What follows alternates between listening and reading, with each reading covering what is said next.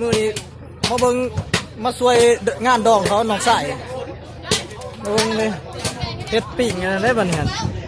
เบิ่งปิ่งปลาปิ่งกันน่ะปิ่งซีนโอ้ย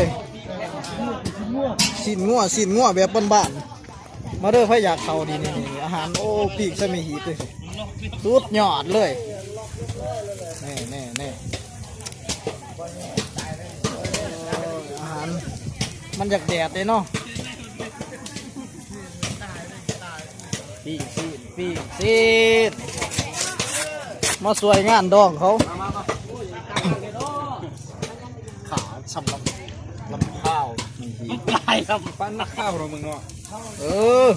ทายให้พวกได้อยากเขาให้เขาเบิ่งตัว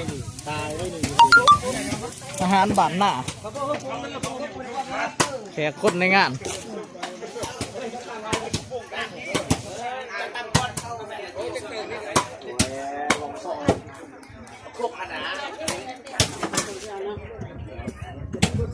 ตั้งสู้เลยได้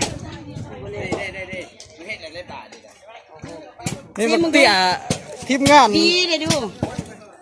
จอยมึงมีเฮ็ดมุกไก่นี่ไล่พี่ผมมึงมาไล่สดอยู่นะเสร็จแล้วไล่กันนั่นก็ดีเขาต่อว่าดิว่าบริเฮ็ดเวียกมาถ่ายหูซื่อๆเขาว่า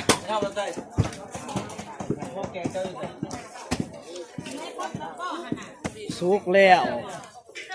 เกี่ยมไปซอยมัน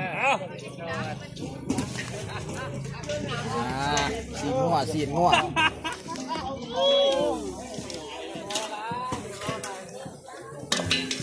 สีนเดี๋ยวธรรมศาสตร์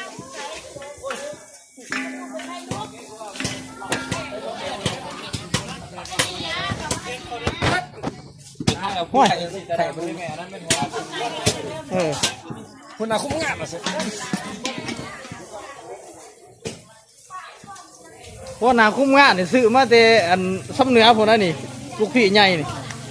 มันมาปิ้งเสียนมือนี่คักมาเลยไปอยากเอาซ้ำนี่ละ